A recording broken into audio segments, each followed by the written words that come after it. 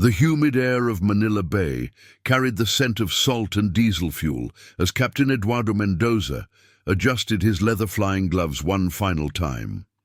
The morning of June 7th, 1945, promised another day of relentless combat over the Japanese-held territories of Luzon, and the Mexican pilot could feel the familiar knot of tension building in his stomach. Squadron 201, the Aztec Eagles, had been in the Philippines for 3 months now, their distinctive green, white, and red insignia a proud symbol of Mexico's contribution to the Allied cause in the Pacific. Eduardo stood beside his P-47 Thunderbolt, its massive radial engine still ticking from the pre-flight warm-up. The tropical sun was already beating down mercilessly on Clark Air Base, and sweat beaded on his forehead beneath his flight cap. At 32, he was older than most of his squadron mates, a former commercial pilot from a wealthy Mexico City family who had volunteered when President Avila Camacho declared war on the Axis powers. His father owned 3 banks and 2 textile factories, but Eduardo had always felt the pull of the sky more than the boardroom. If you're enjoying this story about the brave Mexican pilots who fought in the Philippines, please subscribe to our channel and let us know in the comments where you're watching from. We love hearing from viewers around the world. Now let's continue with Eduardo's story. "Oye, Capitan!" called out Sergeant First Class Miguel Restrepo, jogging across the tarmac with a clipboard in his weathered hands. Miguel was the squadron's chief mechanic, a thin, wiry man from the mountains of Puebla whose calloused fingers could diagnose engine trouble better than any instrument. His uniform was perpetually stained with oil and hydraulic fluid, and his face bore the permanent squint of someone who had spent decades working in bright sunlight. "The engine on Águilas Aztecas is running rough. Lieutenant Vasquez says it's losing power on takeoff." Eduardo frowned, wiping his hands on a rag. The maintenance challenges were constant in this humid climate. Metal corroded faster, rubber seals degraded, and the ever-present dust from the bombed-out airstrip found its way into every mechanical component. "How bad is it, Miguel?" "Bad enough that I wouldn't want to take her up against zeros, sir. The carburetor needs rebuilding, and we're still waiting for parts from the depot in Manila." Miguel's voice carried the frustration of a craftsman forced to work with inadequate resources. "These American engines, they're powerful, but they're not made for this kind of heat and humidity. Back home in the mountains, the air is thin and clean. Here..." He gestured at the oppressive atmosphere around them. The 2 men walked toward the squadron's operations tent, passing rows of P-47s in various states of readiness. Some bore fresh bullet holes from the previous day's mission, while others showed the longer-term wear of constant combat operations. The ground crews worked tirelessly under the blazing sun, their movements efficient despite the exhausting conditions. Most of these mechanics were like Miguel, men from modest backgrounds who had learned their trade through necessity and natural aptitude rather than formal education.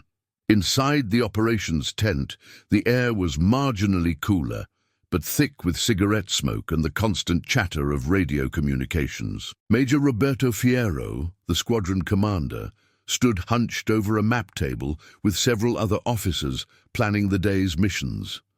Fierro was a career military man, 41 years old with graying temples and sharp eyes that missed nothing. He came from old Mexican military aristocracy. His grandfather had served with Porfirio Diaz, and his father had been a general during the revolution. "Eduardo, come here," Fierro called without looking up from the map. "Intelligence reports Japanese reinforcements moving south from Baguio. We're going to hit their convoy before it reaches the main battle line." Eduardo studied the route marked on the map, noting the mountainous terrain and the likely positions of anti-aircraft batteries. The Japanese had proven to be formidable opponents, their pilots skilled and their ground defenses well positioned. Squadron 201 had lost 3 pilots since arriving in the Philippines, and each loss weighed heavily on the survivors. "What's our fighter escort situation?" Eduardo asked, running his finger along the proposed flight path. 2 flights of P-51s from the 35th Fighter Group will provide top cover, but we'll be on our own for the actual attack runs. The weather forecast shows possible thunderstorms moving in from the west, so we'll need to move fast. Fierro's tone was matter of fact, but Eduardo could see the concern in his commander's eyes. The major had been pushing himself hard lately, often staying up until the early hours reviewing mission reports and casualty lists. As the briefing continued, Eduardo found his thoughts drifting to his last letter from home. His sister Carmen had written about the victory celebrations in Mexico City, how proud the people were of Squadron 201's service. But she had also mentioned their father's declining health. The stress of wartime business pressures and worry for his son had taken their toll. Eduardo carried a photograph of his family in his breast pocket, a reminder of the world he was fighting to preserve. The mission briefing concluded with the usual reminders about radio protocols, emergency procedures, and rendezvous points. As the pilots filed out to their aircraft, Eduardo noticed Miguel still working on the troubled P-47. The sergeant's dedication was remarkable. He often worked 18-hour days, sleeping on a cot beside the aircraft he maintained. His hands moved with practiced precision, adjusting fuel lines and checking electrical connections. "Miguel," Eduardo called out, approaching the mechanic, "I want you to know that what you're doing here, keeping these planes flying, it's just as important as what we do up there." The sergeant looked up, surprise flickering across his weathered features. Officers rarely took time to acknowledge the ground crews personally. "Thank you, Capitan. My son, he's 12 now, and he asks me in his letters what I do in the war. I tell him I keep the eagles flying so they can come home safe." The humanity in Miguel's simple words struck Eduardo deeply. Here was a man who could have stayed safely in Mexico, continuing his work as a small-town mechanic, but instead had volunteered to serve his country in this hellish climate, thousands of miles from home. His motivation wasn't glory or advancement, it was duty and love for his fellow countrymen. As Eduardo walked back toward his aircraft, he reflected on the strange circumstances that had brought him to this place. Less than 4 years ago, Mexico had been neutral in the global conflict. The attack on Pearl Harbor had seemed distant, a tragedy that affected other nations. But when German U-boats had begun sinking Mexican tankers in the Gulf of Mexico, President Avila Camacho had declared war, and Squadron 201 had been formed from volunteers eager to prove Mexican courage on the world stage. The flight line was a study in controlled chaos.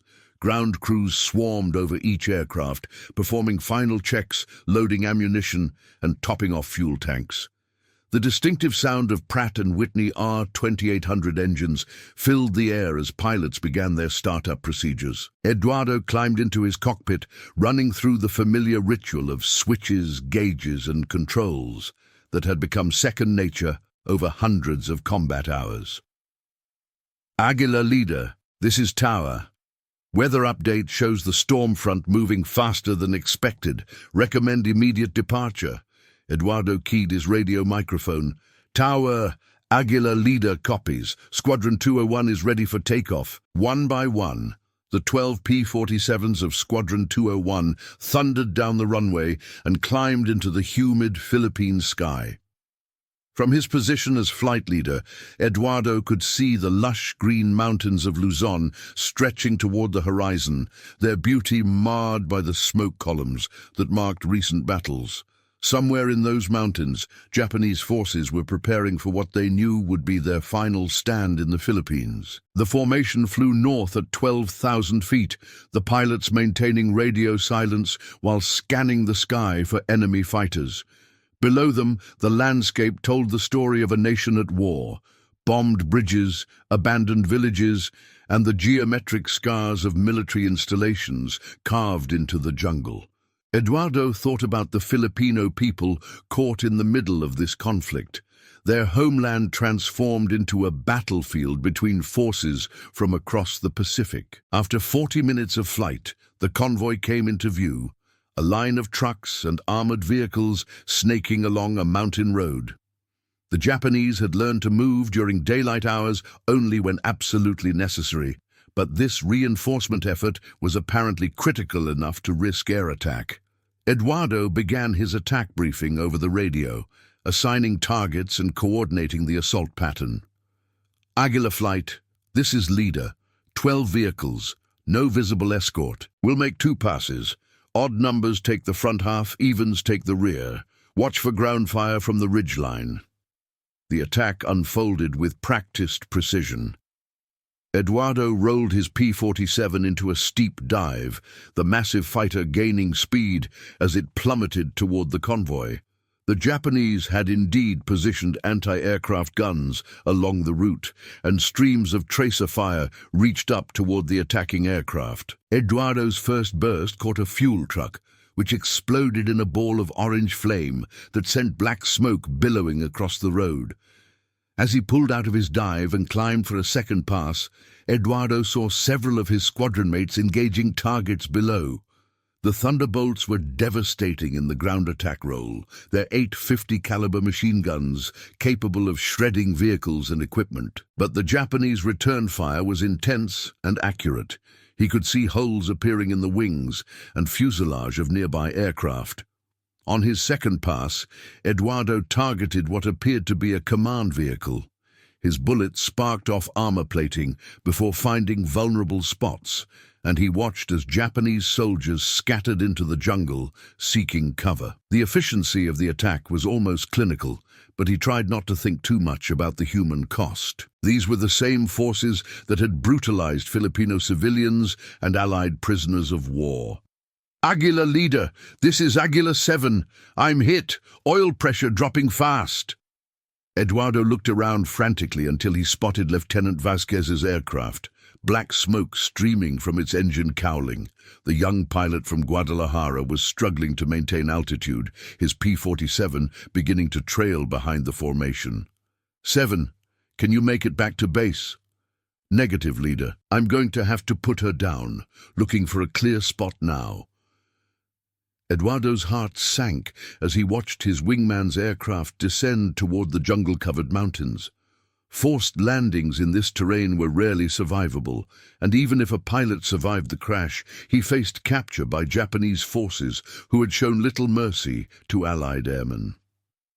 The war had already claimed too many good men, and Eduardo felt the weight of command pressing down on him. All flights, this is leader. Continue home. I'm staying with 7.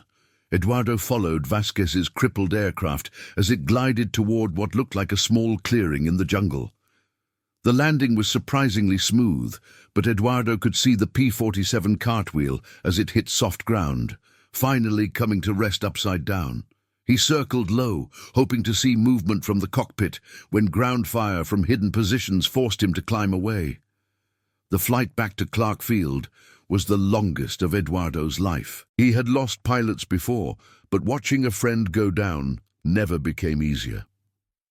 The squadron landed in the early afternoon as the promised thunderstorm began building massive towers of cumulus clouds to the west.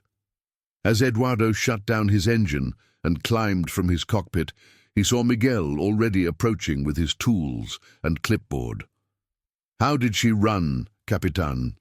Like a champion as always. But we lost Vasquez. Engine failure over the target area. Miguel's face fell. He had personally maintained Lieutenant Vasquez's aircraft and took such losses as personal failures, even when mechanical problems were beyond anyone's control. The sergeant stood quietly for a moment, then began his post-flight inspection with even more thoroughness than usual. That evening, Eduardo sat in the officers' club, a converted Filipino restaurant that served warm beer and whatever food the local cooks could scrounge. The building had taken shrapnel damage during a recent Japanese raid, and the walls still bore scars from flying metal. Major Fierro joined him at a table near the shuttered windows, both men nursing their drinks in contemplative silence. "I got word from Manila," Fierro said finally. "Vasquez made it out. Filipino guerrillas found him and are moving him toward friendly lines." Eduardo felt a wave of relief wash over him. Thank God. I thought we'd lost another one. We will before this is over, Fierro replied grimly. The Japanese aren't going to give up easily. Intelligence says they're planning a major counter-offensive, trying to buy time for their forces in Japan to prepare for invasion. The major's words carried the weight of inside knowledge. Fierro had connections throughout the Allied command structure and often knew details about the broader strategic situation that didn't filter down to squadron level. Eduardo studied his commander's face, noting the new lines around his eyes and the slight tremor in his hands when he lifted his glass. Roberto, when's the last time you got a full night's sleep? Fierro laughed bitterly. Sleep is a luxury, my friend. There are too many reports to read, too many decisions to make. Did you know that Squadron 201 has the highest mission completion rate of any unit in the 5th Air Force? We're making our country proud. But the cost. Eduardo understood the burden his commander carried. Every mission risked Mexican lives, and every casualty would eventually require a letter to a grieving family back home. The squadron had become something more than a military unit. They were symbols of Mexican participation in the global struggle against fascism, representatives of a nation proving its worth on the world stage. The conversation was interrupted by the arrival of Miguel, still wearing his grease-stained coveralls despite the late hour. The sergeant approached their table hesitantly, clearly uncomfortable in the officers' area of the club. "Perdón, señores, but I wanted to report that all aircraft are ready for tomorrow's mission. Also, I received word that replacement parts for Águilas Aztecas should arrive tomorrow afternoon." "Miguel, sit down," Eduardo said, gesturing to an empty chair. "You've been on duty for 16 hours. Have a drink with us." The sergeant looked uncertain, glancing between the two officers. Social barriers ran deep in Mexican military culture, and fraternization between officers and enlisted men was rarely encouraged. But the shared dangers and isolation of their situation had begun breaking down some traditional hierarchies. "I don't drink alcohol, Capitan, but I would be honored to sit with you for a moment." Thus, as Miguel settled into his chair, Eduardo studied the man's face in the dim light of the club. Deep lines surrounded his eyes, and his hands showed the permanent stains and scars of mechanical work. But there was an inner strength in his bearing, a dignity that came from knowing his value to the mission. "Tell me about your family, Miguel," Eduardo said. "You mentioned a son." "Sí, Capitan. Rodrigo, he is 12, very smart in school. His mother, she died when he was small. Fever took her. Now he lives with my sister in Puebla while I am here. He writes to me every week, tells me about his studies, about the neighbors who ask when his papa will come home from the war." The simple honesty of Miguel's words created a moment of connection that transcended military rank. Here were 3 Mexican men, thrown together by circumstances beyond their control, each carrying his own burden of responsibility and longing for home. "What did you do before the war?" Fierro asked, his voice gentler than his usual command tone. "I had a small garage, senor, fixed trucks and tractors for the farmers. Business was not so good. People had little money for repairs, but we got by. When the war came and I heard about Squadron 201, I thought, my country needs me. Mexico has never been in a war like this. I wanted to do my part." Eduardo felt a surge of respect for the humble mechanic. While he himself had joined Squadron 201, partly for adventure and to escape family pressure to enter the banking business, Miguel's motivation was purely patriotic. The sergeant had left his modest livelihood and his young son to serve Mexico in a foreign land, asking nothing in return except the satisfaction of duty fulfilled.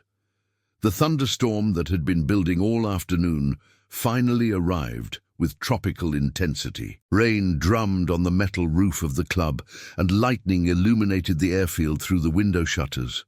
The 3 men sat in comfortable silence, each lost in his own thoughts about home, duty, and the uncertain future that awaited them. "You know," Eduardo said finally, When this war is over, I think Mexico will be different. We've proven ourselves here, shown that we can stand with the great powers and hold our own. Squadron 201 isn't just fighting for the Allies, we're fighting for Mexico's place in the world. Miguel nodded thoughtfully. My son, in his letters, he says the people in our town are very proud. They put up a banner with the names of all the men from Puebla who joined the squadron. Even the priest mentions us in his prayers on Sunday. The storm raged for another hour, grounding all air operations and giving the exhausted airmen a brief respite from the constant pressure of combat missions. As the evening wore on, other members of the squadron drifted into the club, creating an impromptu gathering that crossed the usual lines of rank and social background. Young Lieutenant Morales from Mexico City found himself sharing a table with Sergeant Garcia from rural Michoacán, both men united by their shared commitment to Squadron 201's mission. The conversations that night revealed the diverse backgrounds and motivations that had brought these men together. Some had joined seeking adventure, others from patriotic duty, and still others to escape personal problems at home. But the crucible of combat had forged them into something greater than the sum of their individual parts, a cohesive unit that embodied Mexico's determination to play a significant role in the war. As the storm began to subside, Eduardo found himself thinking about the broader implications of their presence in the Philippines. Mexico had entered World War II as a relatively minor player, its military forces small and inexperienced compared to the major powers. But Squadron 201 had quickly earned the respect of their American allies and the fear of their Japanese enemies. Their success would open doors for Mexico in the post-war world, establishing the nation as a legitimate member of the international community. Major Fierro stood up, swaying slightly from exhaustion and the effects of several drinks. Gentlemen, we have another mission tomorrow. I suggest we all get some rest. His voice carried the authority of command, but Eduardo could see the effort it required for his friend to maintain his composure. As the gathering broke up and the airmen headed to their quarters, Eduardo walked with Miguel toward the maintenance area. The rain had stopped, and the air smelled clean for the first time in weeks. Stars were beginning to appear between the departing storm clouds, and the distant sound of artillery fire reminded them that the war continued even during their brief moment of camaraderie. "Capitan," Miguel said as they reached the flight line, "I want you to know that serving with Squadron 201 has been the honor of my life. Whatever happens in the coming days, I am proud to be here with all of you." Eduardo clasped the sergeant's shoulder, feeling the lean muscle beneath the worn fabric of his coveralls. "The honor is ours, Miguel. Men like you, you're the backbone of this squadron. Don't ever forget that." As Eduardo made his way to the officers' quarters, he passed rows of P-47 Thunderbolts sitting silent in the darkness. These powerful aircraft had carried Squadron 201 through months of combat, their radial engines and heavy armament proving ideal for the ground attack missions that had become their specialty. But beyond their mechanical capabilities, the planes represented something more profound. They were symbols of Mexican courage and determination, proof that a relatively small nation could make a significant contribution to a global cause. The following morning brought news that would test that determination. Intelligence reports indicated that the Japanese were planning a major offensive designed to recapture Clark Air Base and push the Allied forces back toward Manila. Squadron 201 would play a crucial role in blunting this attack, flying multiple sorties against enemy troop concentrations and supply lines. The missions would be dangerous, requiring low-level attacks against heavily defended targets, but the squadron's reputation had been built on exactly these kinds of challenging assignments. Eduardo was reviewing the mission briefings when Miguel approached with disturbing news.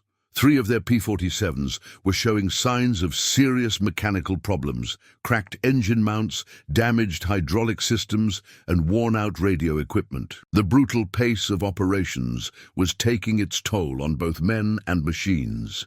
"How long to get them back in service?" Eduardo asked. 2 days minimum, if the parts arrive as promised. Maybe longer if we have to improvise repairs." Miguel's expression was grim. "Capitan, these aircraft have been pushed beyond their design limits. The heat, the humidity, the constant combat, it's breaking them down faster than we can fix them." The maintenance crisis forced difficult decisions. Squadron 201 would have to fly the next several missions with reduced strength, placing additional strain on the remaining aircraft and pilots. Eduardo found himself calculating odds and probabilities that no military academy had prepared him for. How many sorties could they complete before suffering catastrophic losses? Major Fierro called an emergency meeting of all pilots and senior enlisted personnel. The briefing room was crowded with men whose faces showed the accumulated stress of months of combat. Some bore visible wounds from previous missions, bandaged arms, healing cuts from flying glass, the pale complexion of those recovering from tropical diseases. All showed the telltale signs of combat fatigue: hollow eyes, nervous habits, the hypervigilant posture of men who had learned that danger could appear without warning. "Gentlemen," Fierro began, "we're facing the most critical phase of our deployment. The Japanese are committing their last reserves to a desperate gamble. If they succeed in overrunning our positions, it could delay the end of the war by months or even years. Squadron 201 has been specifically tasked with disrupting their offensive preparations." The Major outlined the intelligence picture: massive troop movements in the mountains north of Manila, supply convoys moving under cover of darkness, and reports of new Japanese fighter squadrons arriving from the homeland. The enemy was preparing for what they knew would be their final opportunity to achieve a significant victory in the Philippines. "We'll be flying at maximum effort for the next week," Fierro continued.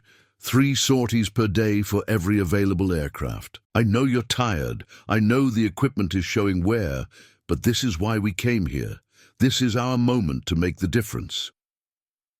Eduardo studied the faces around the room, seeing his own mixture of determination and apprehension reflected in his comrades' expressions. These men had already proven their courage in dozens of combat missions, but the prospect of sustained high-intensity operations pushed them into uncharted territory. Lieutenant Santos, a young pilot from Monterrey, who had joined the squadron just 2 months earlier, raised his hand. "Major, what's our casualty replacement situation? If we lose aircraft or pilots?" Fierro's expression darkened. "There are no replacements coming. We fight with what we have, or we don't fight at all." The stark reality of their situation settled over the room like a heavy blanket. Squadron 201 was operating at the end of a very long supply line, with limited support from the Mexican military establishment. They had proven their worth to the Allied cause, but they remained a small unit in a vast theater of operations. After the briefing, Eduardo found himself alone with his thoughts for the first time in days. The weight of responsibility pressed down on him, not just for his own survival, but for the success of the mission and the lives of his fellow airmen. He thought about his conversation with Miguel the previous evening, about the sergeant's son waiting in Puebla for his father to return home. How many similar stories existed within the squadron? How many families back in Mexico were counting the days until their loved ones completed their tour of duty? The first mission of the intensive period launched at dawn, with Eduardo leading 8 P-47s against a Japanese supply depot hidden in the jungle near Baguio. The target was heavily defended, surrounded by camouflaged anti-aircraft positions that opened fire as soon as the American aircraft appeared. Eduardo's first pass destroyed several buildings, but ground fire damaged his hydraulic system, making his controls sluggish and unreliable, As he climbed away from the target, Eduardo saw Lieutenant Morales' aircraft trailing smoke from its engine. The young pilot was struggling to maintain formation, his voice tight with stress as he reported over the radio. "Águila leader, this is 7. Oil pressure is falling fast. I don't think I can make it back to base." Eduardo made a command decision that would haunt him for years to come. 7. Try to make it to the emergency strip at San Fernando. It's closer than Clark, and they have medical facilities. Copy, leader. Águila 7, heading for San Fernando. Eduardo watched his wingman's aircraft disappear into the haze, knowing that the chances of a successful emergency landing were marginal at best. The emergency strips were rough, barely adequate for normal landings, and a damaged aircraft faced enormous challenges in making a safe approach. The remainder of the mission proceeded according to plan, but Eduardo's mind was on Lieutenant Morales throughout the flight back to Clark Field. The young pilot reminded him of himself at that age, eager, brave, perhaps a bit reckless. Morales came from a wealthy Mexico City family, had attended the best schools, and could have easily avoided military service. Instead, he had volunteered for Squadron 201 out of a sense of patriotic duty and adventure. Landing at Clark Field, Eduardo was immediately surrounded by ground crew personnel eager for mission reports and maintenance updates. Miguel was there as always, clipboard in hand and oil-stained coveralls marking him as one of the few people keeping the squadron operational. "How did she handle, Capitan?" Miguel asked, beginning his inspection of Eduardo's aircraft. "Hydraulic problems after we took ground fire. She's flyable, but the system needs attention before the next mission." Miguel nodded, making notes on his clipboard. His movements were efficient despite obvious exhaustion, and Eduardo realized that the ground crews were pushing themselves just as hard as the pilots. The sergeant had been working 18-hour days for weeks, sleeping on a cot beside the aircraft he maintained, eating cold rations when he remembered to eat at all. "Miguel, when's the last time you got a full night's sleep?" The sergeant looked up from his inspection, surprise flickering across his weathered features. "Sleep is not so important, Capitan. Keeping the eagles flying, that is what matters." Eduardo felt a surge of guilt. While he had been focused on his own mission responsibilities, he had failed to notice the toll that the intensive operations schedule was taking on the support personnel. Miguel and his fellow mechanics were the unsung heroes of Squadron 201, working in brutal conditions with inadequate tools and spare parts to keep complex aircraft operational. "I want you to get some rest after you finish this inspection. That's an order, Sergeant." Miguel smiled wearily. "Si, Capitan. But first, I must check the hydraulic fluid levels and inspect the lines for damage. These systems, they are critical for safe flight." As Miguel disappeared beneath the aircraft with his tools, Eduardo walked toward the operations tent to file his mission report. The afternoon heat was building to its usual oppressive levels, and he could feel sweat beginning to soak through his flight suit. The contrast between the air-conditioned comfort of the cockpit at altitude and the sweltering conditions on the ground created a daily cycle of physical stress that wore down even the strongest men. Major Fierro was waiting in the operations tent, his face grim as he reviewed radio messages from throughout the theater. The news from other fronts was mixed, progress in some areas, setbacks in others, but always the grinding attrition that characterized modern warfare. "Any word on Lieutenant Morales?" Eduardo asked. "He made it to San Fernando, but the aircraft was a total loss. Morales is in the hospital with a broken leg and some burns. He'll live, but he's out of action for the duration." Eduardo felt relieved that his wingman had survived, but the loss of another experienced pilot was a serious blow to squadron strength. They were now down to 7 operational aircraft and 11 pilots, with 3 more missions scheduled before the day ended.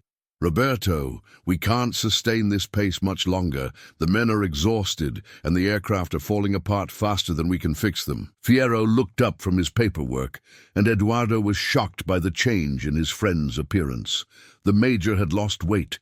His uniform hung loosely on his frame, and his hands showed a slight but persistent tremor. The stress of command was literally consuming him. "I know, Eduardo, but what choice do we have? The Japanese offensive begins tomorrow night. If we don't stop their supply columns now, they'll have enough strength to break through our lines. This isn't just about Squadron 201 anymore. It's about the entire campaign in the Philippines."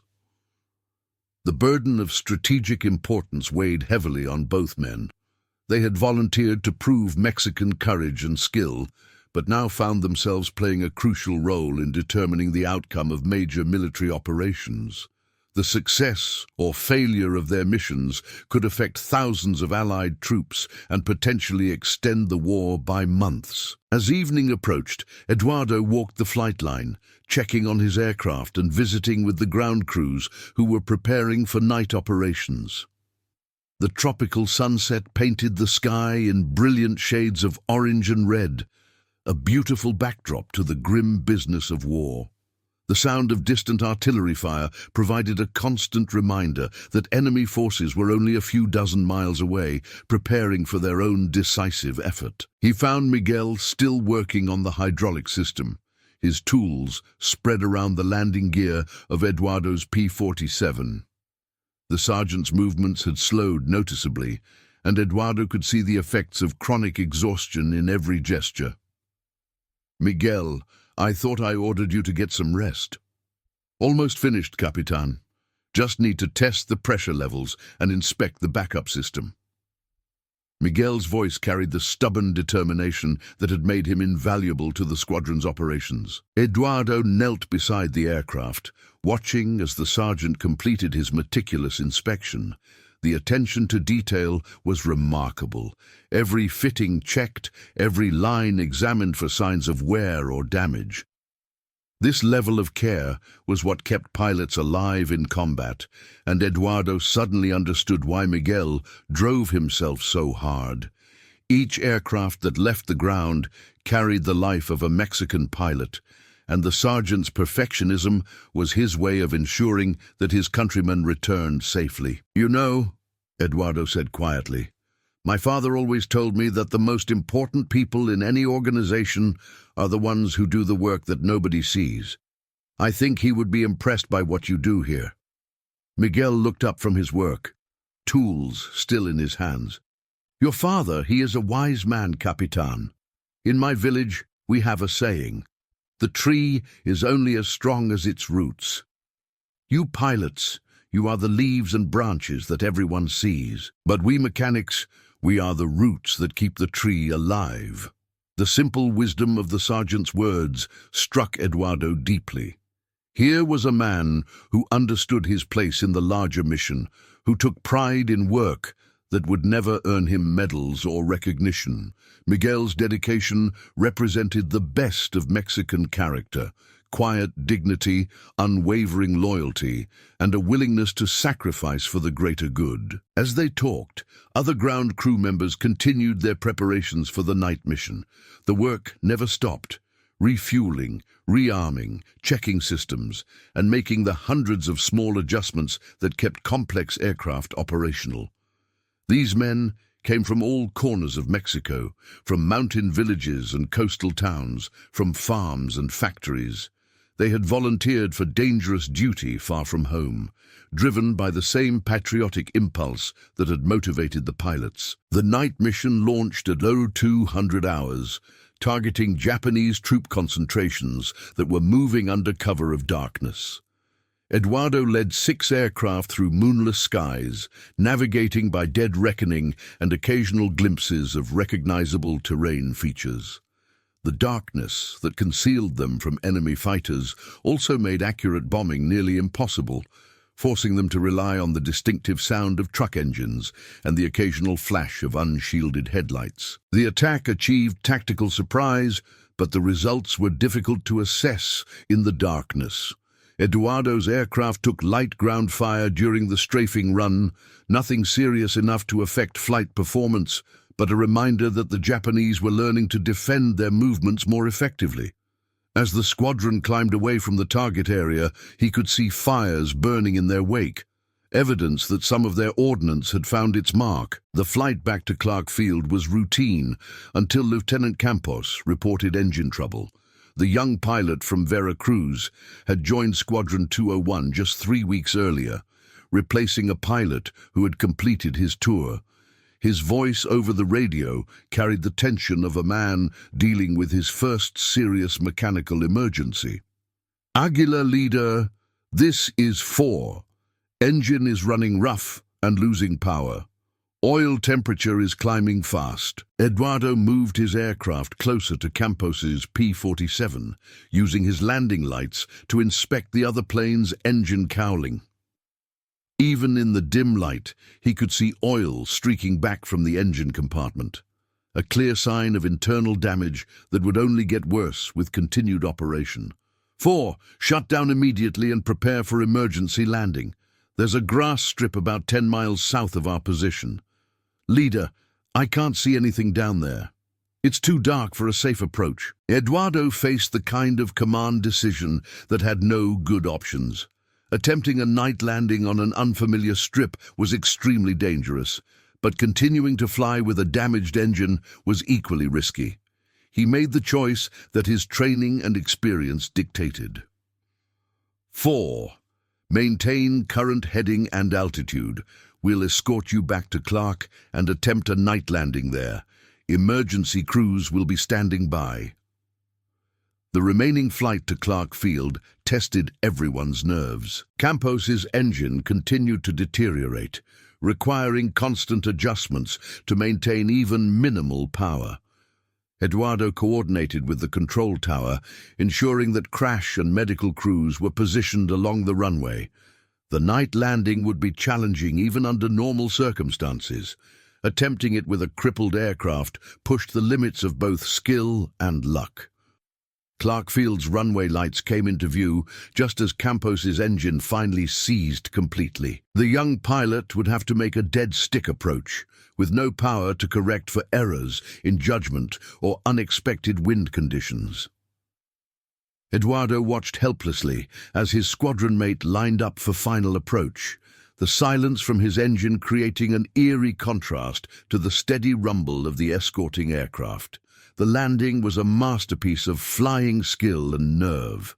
Campos touched down smoothly despite having no engine power, his P-47 rolling to a stop just short of the runway's end. Emergency crews swarmed the aircraft as soon as it stopped moving, but the pilot climbed out unassisted, his legs shaky from adrenaline but otherwise unharmed. As Eduardo taxied to his parking spot, he could see Miguel and his crew already surrounding Campos's aircraft, assessing the damage and planning recovery operations. The sergeant's dedication never wavered, regardless of the hour or his own exhaustion. Even after 18 hours of continuous duty, Miguel approached each new mechanical challenge with the same methodical precision. "Welcome back, Capitan," Miguel called as Eduardo shut down his engine. "How did she perform tonight?" "No problems with my aircraft, but Campos had a complete engine failure, probably through a rod or lost a cylinder." Miguel nodded grimly. "I will inspect it first thing in the morning. These engines, they are not designed for this kind of continuous operation. Back home, a commercial pilot might fly 40 hours per month. Here, you fly that much in a week." Eduardo climbed from his cockpit, feeling the familiar ache in his back and shoulders that came from hours of flying combat missions in a cramped cockpit. The physical demands of air combat were often overlooked, the constant G-forces during maneuvering, the stress of maintaining formation while scanning for threats, the mental fatigue that accumulated over dozens of missions. "Miguel, I meant what I said earlier about getting some rest. These aircraft need you at full capacity, and that means taking care of yourself." The sergeant smiled wearily. "Si, Capitan. After I complete the post-flight inspection and prepare the aircraft for tomorrow's missions, I will try to sleep for a few hours." Eduardo recognized the futility of arguing with Miguel's work ethic, but he also understood the sergeant's motivation. Each aircraft that Miguel maintained carried not just Mexican pilots, but Mexican honor. The sergeant's perfectionism was his contribution to Squadron 201's remarkable combat record, and his pride in that record sustained him through exhaustion and hardship. The following day brought news that changed everything. Intelligence reports confirmed that the Japanese offensive had begun, with massive attacks along multiple fronts designed to overwhelm Allied defenses. Squadron 201 received orders for continuous operations, pilots and aircraft flying until either the mission was accomplished or they were no longer capable of combat. Major Fierro called an emergency briefing for all available personnel. The operations tent was packed with pilots, mechanics, and support staff, their faces reflecting the gravity of the situation. Fierro's appearance had deteriorated noticeably over the past week.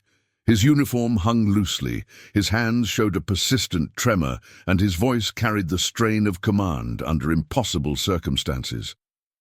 "Gentlemen, this is what we came here for," Fierro began, his voice steady despite his obvious exhaustion. "The Japanese are throwing everything they have at our positions. 5th Air Force has designated Squadron 201 as a priority unit for close air support missions. We'll be flying from dawn to dusk, hitting enemy formations as they advance toward Allied positions." Eduardo studied the tactical map, noting the scale of the Japanese offensive. Enemy forces were attacking simultaneously at multiple points, seeking to stretch Allied defenses beyond their breaking point. Squadron 201's sector covered a front of nearly 50 miles, with Japanese units advancing through difficult mountain terrain that limited the effectiveness of conventional ground forces. "Sir, what's our logistical situation?" asked Lieutenant Vega, one of the squadron's most experienced pilots. "Can we sustain this level of operations?" "Ammunition and fuel deliveries have been prioritized for close support units. We'll have what we need, but maintenance is going to be critical. Every aircraft must be available for every mission." Eduardo glanced at Miguel, who was taking notes on maintenance requirements and spare parts availability. The sergeant's expression was grim. He understood better than anyone the mechanical challenges of intensive flight operations. Aircraft components had design limits, and exceeding those limits created cascading failures that could ground entire squadrons. "Major," Eduardo said, "what about pilot fatigue? We're already flying at the edge of human endurance." Fierro's expression hardened. "We fly until we can't fly anymore, then we fly some more. The Japanese are counting on Allied forces being too tired or too cautious to mount effective resistance. Squadron 201 will prove them wrong." The meeting ended with specific mission assignments for the next 48 hours.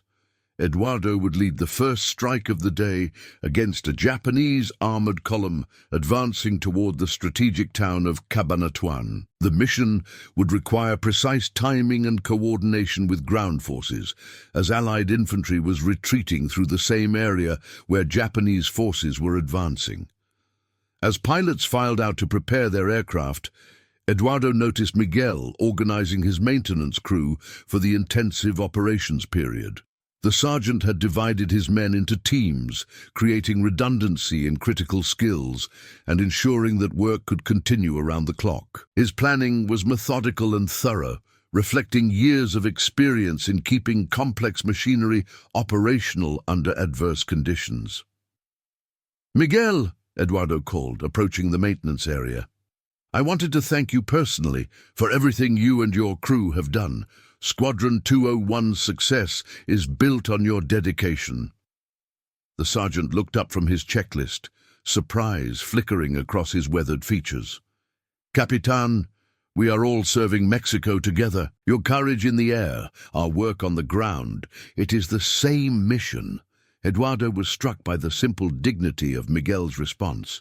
Here was a man who understood his role in the larger mission, who took pride in work that would never earn recognition or advancement. The sergeant's dedication represented something essential about Mexican character: the willingness to sacrifice personal comfort for the greater good, to do difficult work without complaint or expectation of reward. "After the war," Eduardo said impulsively, I want you to come work for my family's business. We need men with your skills and integrity." Miguel smiled, but shook his head. "Thank you, Capitan, but I have my own business to rebuild. My son, he will need his father to be there as he grows up. The war has taken enough time from our families."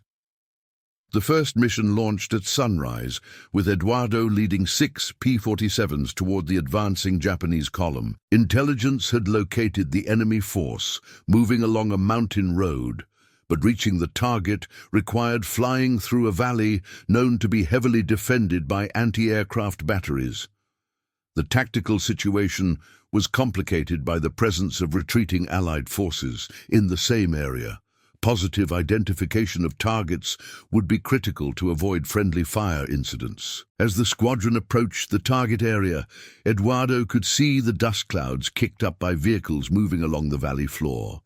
The Japanese column was larger than intelligence had indicated. Dozens of trucks, several tanks, and what appeared to be mobile artillery pieces. The enemy had also positioned anti-aircraft guns along the ridgelines, creating interlocking fields of fire that would challenge any attacking aircraft. Águila flight. This is leader. Target identified, bearing 270, multiple vehicles and armor advancing northwest.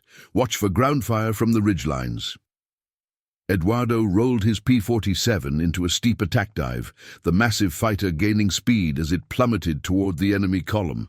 Anti-aircraft fire immediately filled the sky around him, streams of tracer rounds creating deadly patterns that he had to maneuver around while maintaining his attack approach. His first burst caught a fuel truck, which exploded in a spectacular fireball that sent black smoke billowing across the entire convoy. As he pulled out of his dive and climbed for another pass, Eduardo saw his wingman's aircraft take multiple hits from ground fire. Lieutenant Vega's P-47 was streaming coolant from its engine, and the pilot's voice over the radio was tight with stress. "Leader, this is 3. I'm hit bad. Coolant system is damaged and engine temperature is climbing fast." Eduardo moved his aircraft closer to inspect the damage, seeing the telltale signs of serious internal problems. Vega's engine would probably seize within minutes, leaving him with no choice but emergency landing in hostile territory. 3. Head for the emergency strip at Tarlac. It's your best chance. Roger, leader. Águila 3 departing the area. Eduardo watched his wingman's crippled aircraft disappear toward the southeast, knowing that the chances of survival were marginal at best. Emergency strips in combat zones were barely adequate for normal landings, and a damaged aircraft faced enormous challenges. Even if Vega survived the landing, he would be in Japanese-controlled territory with little hope of rescue. The attack on the convoy continued with devastating effectiveness. Squadron 201's pilots had perfected their ground attack techniques through months of combat experience, and the Japanese column suffered severe casualties. But the cost was becoming apparent. Several aircraft showed battle damage, and fuel consumption was higher than normal due to the intensive maneuvering required to avoid ground fire. The flight back to Clark Field was tense, with pilots nursing damaged aircraft and monitoring fuel levels that were cutting dangerously close to minimum reserves. Eduardo's own P-47 had taken several hits in non-critical areas, but the aircraft remained fully controllable. More concerning was the sound of the engine, a subtle roughness that suggested internal damage from the stress of combat maneuvering. Landing at Clark Field, Eduardo was immediately surrounded by ground crew personnel eager for mission reports and damage assessments. Miguel was there as always, clipboard in hand and sharp eyes already inspecting the aircraft for signs of battle damage or mechanical problems. "How did she perform, Capitan?" Miguel asked, beginning his detailed post-flight inspection. "Engine sounds rough, probably from overboosting during combat, and there are some bullet holes in the wing that need attention." Miguel nodded, making notes while crawling beneath the aircraft to examine the damage more closely. His assessment would determine whether the P-47 could be repaired quickly enough for the afternoon mission, or would require extended maintenance that might ground it for days. The bullet holes missed all critical components, Miguel reported after completing his inspection. But the engine will need major work. The timing is off, and I can hear bearing noise that suggests internal damage. Eduardo felt his stomach sink. Losing another aircraft to battle damage would further reduce Squadron 201's operational strength at the worst possible time. They were already flying with minimal reserves, and each additional loss pushed them closer to the point where they could no longer fulfill their mission requirements. How long for repairs? 2 days minimum, if I can get the parts. The engine needs to be pulled and rebuilt, not something we can do quickly with field equipment. Eduardo walked toward the operations tent to file his mission report, his mind occupied with calculations of aircraft availability and pilot assignments. Major Fierro was waiting with new intelligence updates and revised mission orders that reflected the rapidly changing tactical situation. The Japanese broke through our lines at 2 points, Fierro reported grimly. 5th Air Force is committing everything available to close air support. We'll be flying continuous missions until the breakthrough is contained. Eduardo studied the tactical map, noting how quickly the situation had deteriorated. Japanese forces had achieved local superiority in several key areas, threatening to collapse the entire defensive line unless immediate action was taken. Squadron 201 sector included some of the most critical penetrations, where enemy spearheads were advancing rapidly towards strategic objectives.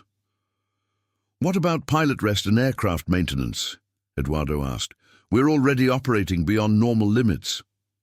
"Rest is a luxury we can't afford. The Japanese are betting that we'll crack under pressure, that pilot fatigue and mechanical failures will degrade our effectiveness.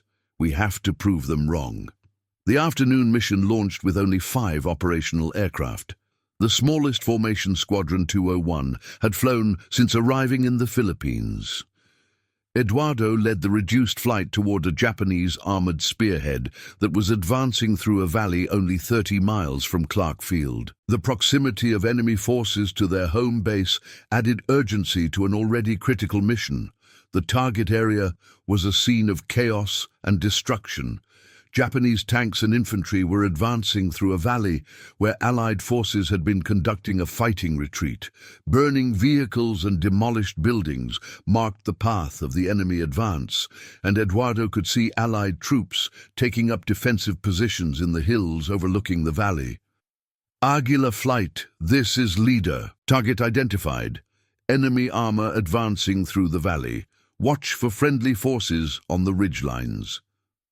The attack required extreme precision to avoid hitting Allied positions while engaging Japanese forces operating in the same general area.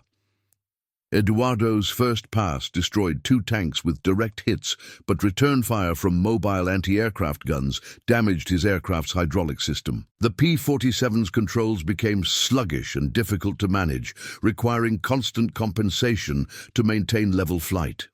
As the attack continued, Eduardo saw Lieutenant Herrera's aircraft take a direct hit from anti-aircraft fire. The young pilot from Sonora had been with Squadron 201 for only 6 weeks, but had already proven himself to be skilled and reliable. Now, his P-47 was trailing smoke and losing altitude rapidly. "Leader, this is 5. I'm hit bad. Controls are not responding, and I'm losing altitude fast." Eduardo watched helplessly as his wingman's aircraft spiraled toward the ground, the pilot apparently unable to regain control after taking the anti-aircraft hit.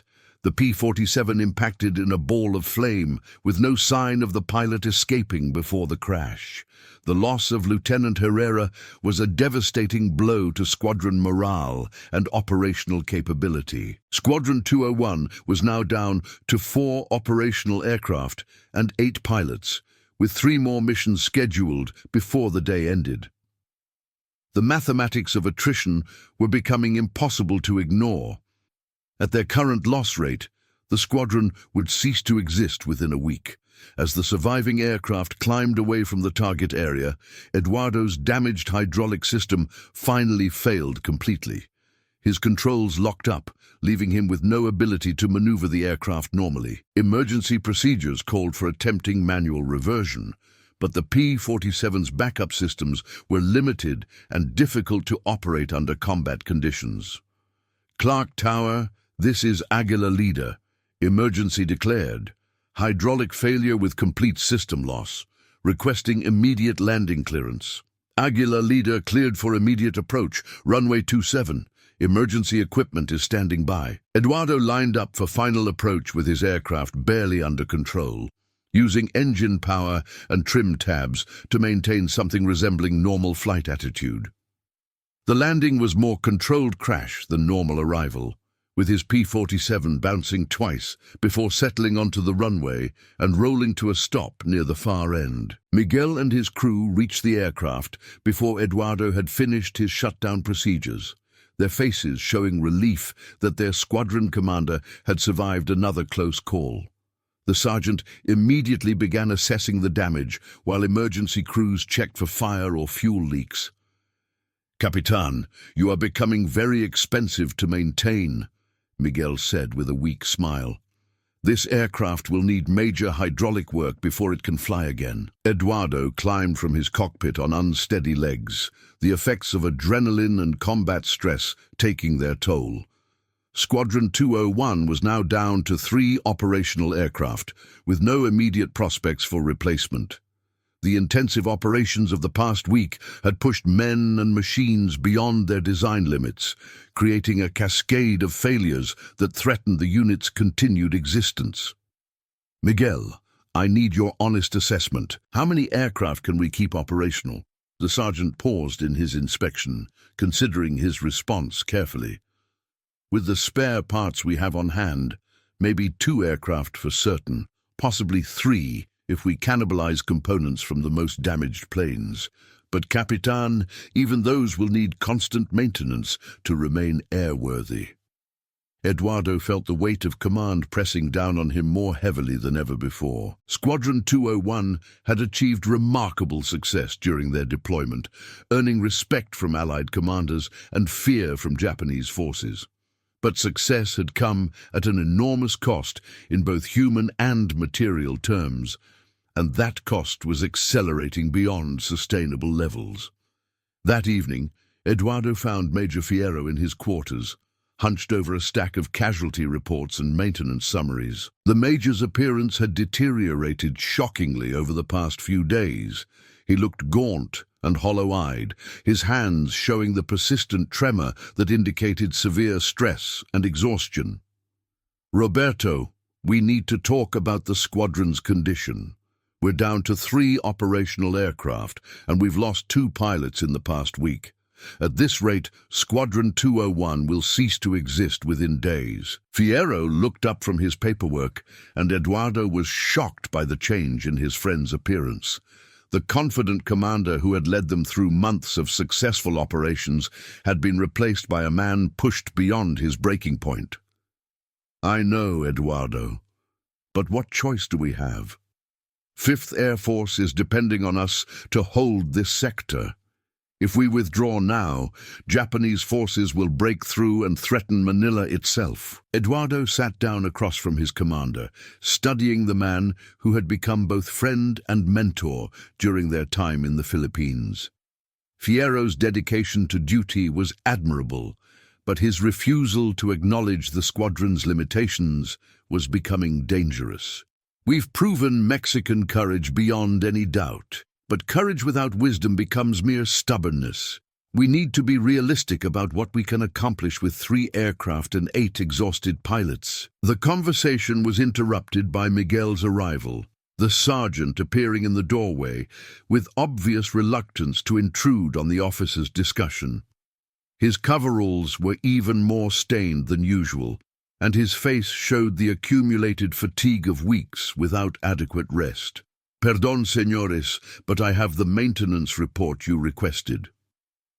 Fierro gestured for the sergeant to enter, and Miguel approached with his characteristic mixture of respect and determination. Eduardo noticed that the sergeant's hands were shaking slightly, a sign of exhaustion that Miguel was trying unsuccessfully to conceal. "What's our status, Sergeant?" Fierro asked. "Two aircraft are fully operational. One is marginal but flyable. The others will require major repairs or complete replacement of critical components. With our current spare parts inventory, I can keep two aircraft flying for perhaps another week." Fierro studied the maintenance report, his expression growing grimmer as he absorbed the technical details. The mathematics were unavoidable. Squadron 201 had reached the end of its operational capability. "Is there anything we can do to extend that timeline?" Fierro asked.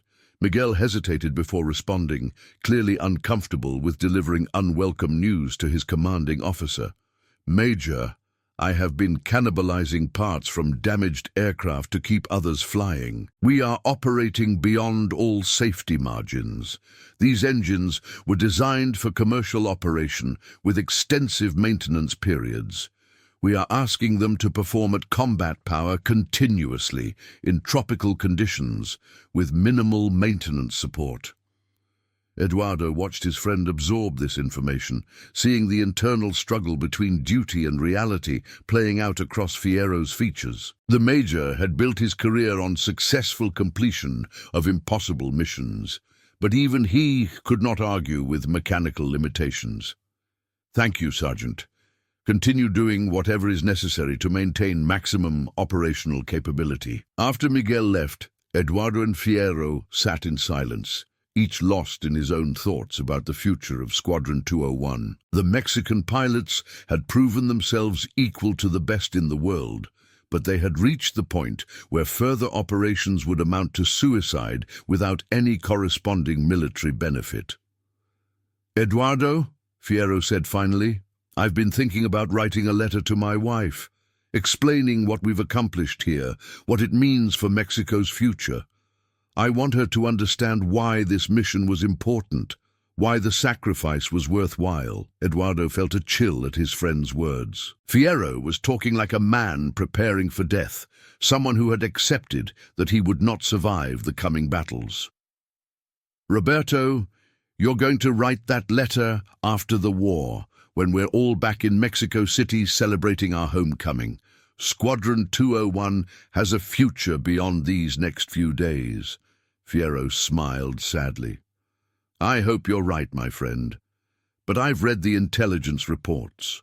The Japanese are preparing a final offensive that will commit their last reserves in the Philippines. They know this is their last chance, and they'll throw everything they have at our positions."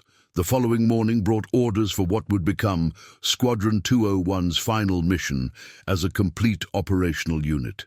Japanese forces had broken through Allied lines at multiple points during the night, and emergency air support was needed to prevent a complete collapse of the defensive position. The mission would require all available aircraft to attack enemy formations that were advancing rapidly toward critical objectives. Eduardo walked the flight line in the pre-dawn darkness, checking on aircraft preparations and visiting with the ground crews who had worked through the night to ready every possible plane for combat. Miguel was there as always, making final adjustments and conducting last-minute inspections with methodical thoroughness. 3 aircraft ready for combat, Capitan. I have installed emergency patches on some minor battle damage, but all systems are as reliable as I can make them." Eduardo studied the sergeant's face in the harsh light of the maintenance area, seeing the accumulated stress and exhaustion that had pushed Miguel to his physical limits. The man had worked continuously for days, sleeping in brief intervals beside the aircraft he maintained, sustained only by his dedication to Squadron 201's mission. "Miguel, after this mission, I want you to get real rest. Whatever happens today, the squadron will need you at full strength for whatever comes next." "Si, Capitan. But first, we must get our eagles home safely one more time."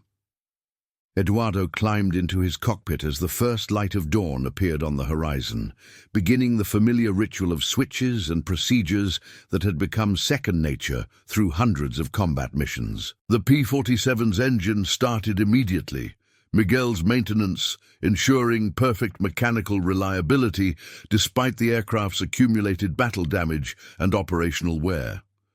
Major Fierro would lead the mission personally, flying as wingman to Eduardo in the squadron's final operational aircraft. The Major's decision to fly combat rather than remain in the operations center reflected both his dedication to his pilots and his recognition that Squadron 201's effectiveness depended on experienced leadership in the air.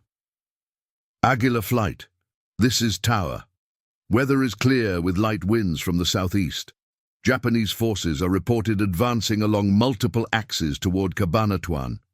Good hunting. The three P-47s lifted off from Clark Field into the Philippine dawn, their radial engines thundering across the tropical landscape as they climbed toward their assigned patrol area.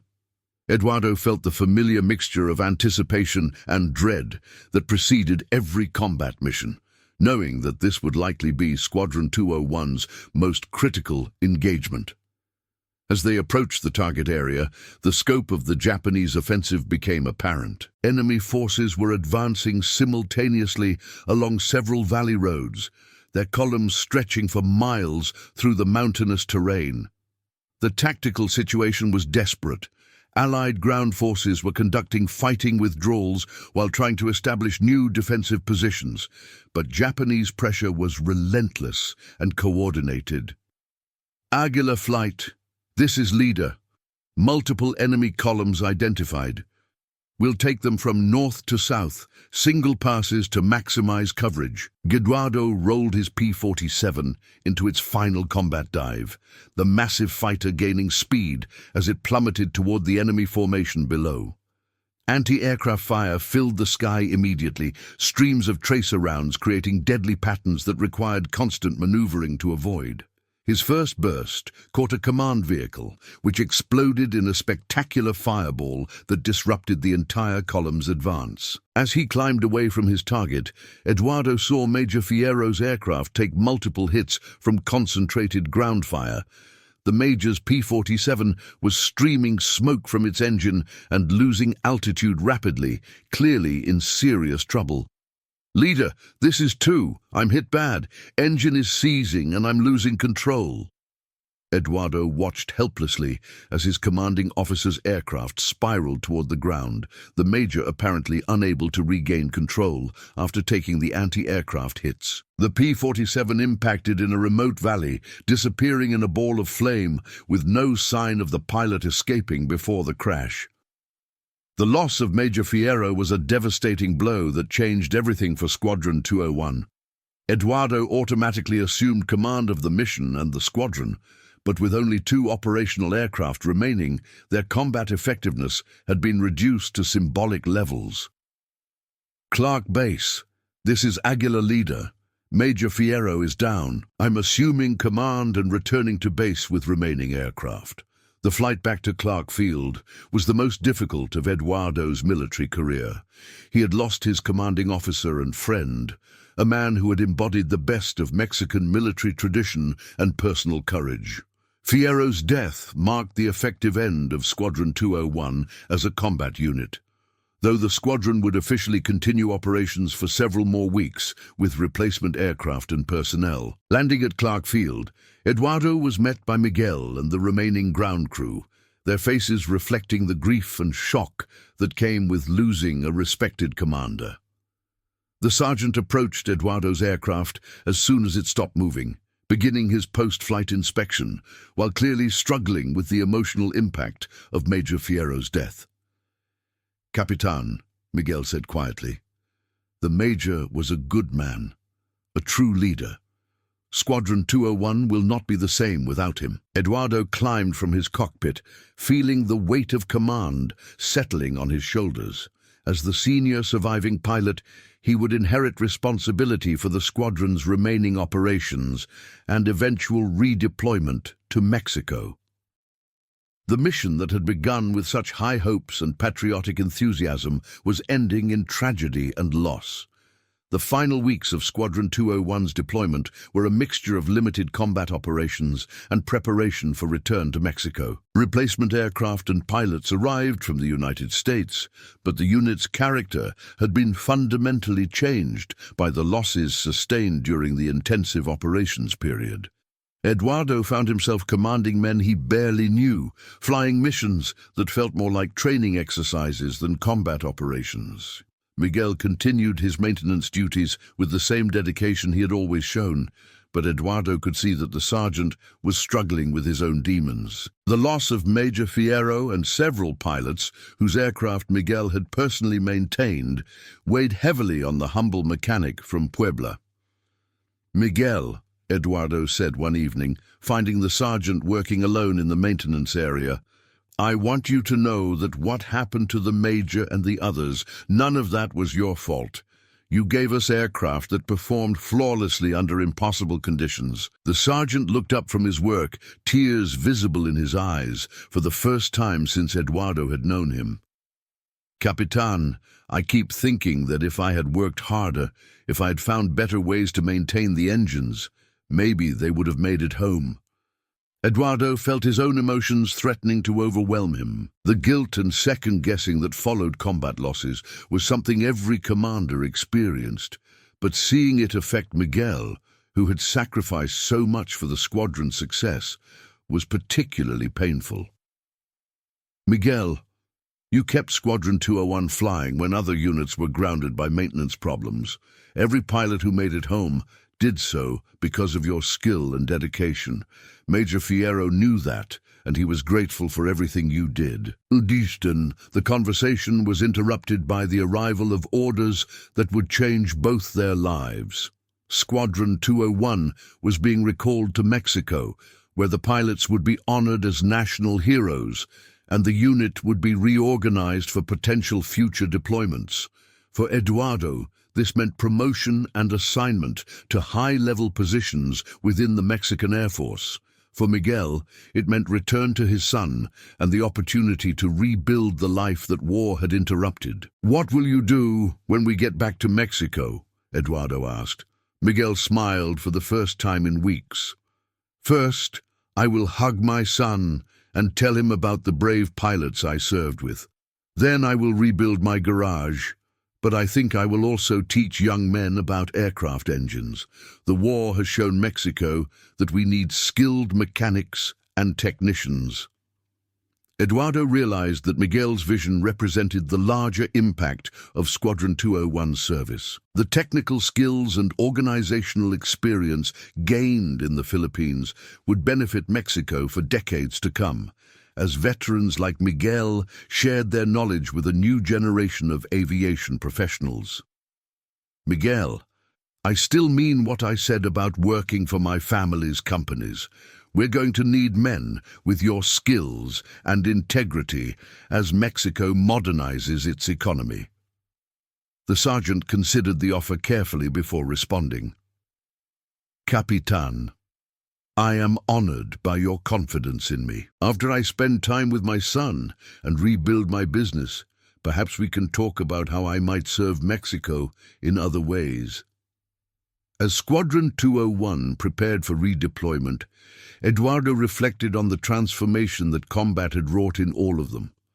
They had arrived in the Philippines as eager volunteers seeking to prove Mexican courage, but they were returning as hardened veterans who had learned the true cost of war. The losses they had sustained, Major Fierro, Lieutenant Herrera, and others, would forever mark their service, but so would their achievements. The squadron had flown over 300 combat missions, destroyed dozens of enemy vehicles and installations, and earned the respect of Allied commanders throughout the Pacific theater. More importantly, they had demonstrated that Mexico could contribute meaningfully to global conflicts, establishing their nation's credibility as a responsible member of the international community. On their final evening at Clark Field, Eduardo organized a memorial service for the squadron's fallen comrades. The ceremony was simple but dignified, conducted in Spanish according to Mexican military tradition. Miguel and his ground crew participated alongside the pilots, acknowledging that Squadron 201's success had been built on the contributions of all its members, regardless of rank or assignment. "We came to the Philippines as representatives of Mexico," Eduardo said in his closing remarks. "We return as brothers who have shared the ultimate test of military service. The men we lost here died, proving that Mexican courage and skill are equal to any challenge. Their sacrifice will not be forgotten, and their example will inspire future generations of Mexican servicemen." As the ceremony concluded and the men dispersed to their quarters, Eduardo found himself alone with Miguel beside the aircraft they had flown and maintained together. The P-47 Thunderbolts that had carried Squadron 201 through months of combat sat silent in the Philippine darkness, their mission complete, but their service forever embedded in Mexican military history. "Capitan," Miguel said quietly, "serving with Squadron 201 has been the honor of my life. Whatever happens in the years ahead, I will always be proud to have been part of this unit." Eduardo clasped the sergeant's shoulder, feeling the strength and dignity that had made Miguel invaluable to the squadron's success. "The honor has been mine, my friend. Men like you, you're the foundation that makes everything else possible." Squadron 201 departed the Philippines in late August 1945, just days after Japan's surrender ended World War II. Their transport aircraft carried them over the Pacific toward home, but also toward futures shaped by their shared experience of combat and loss. Eduardo would rise to senior positions within the Mexican military and later enter politics, always carrying the lessons learned during his time with the Aztec Eagles. Miguel would indeed rebuild his garage in Puebla, but he would also establish a technical school that trained aviation mechanics for Mexico's growing airline industry. The legacy of Squadron 201 extended far beyond their combat achievements in the Philippines. They had proven that Mexico could contribute to global conflicts, earning international respect and establishing precedents for future military cooperation. Their service opened doors for Mexican participation in international organizations and demonstrated that smaller nations could play meaningful roles in world affairs. Years later, Eduardo would often think about his conversations with Miguel beside those P-47 Thunderbolts at Clark Field. The sergeant's quiet dignity and unwavering dedication had embodied the best of Mexican character, proving that heroism came in many forms beyond the glamorous exploits of fighter pilots. Their friendship, forged in the crucible of combat, had bridged social divisions and created bonds that lasted long after the war ended. The Aztec Eagles of Squadron 201 had indeed left their heroic mark in the Philippines, but perhaps more importantly, they had discovered in themselves and each other the qualities that would help Mexico navigate the challenges and opportunities of the post-war world.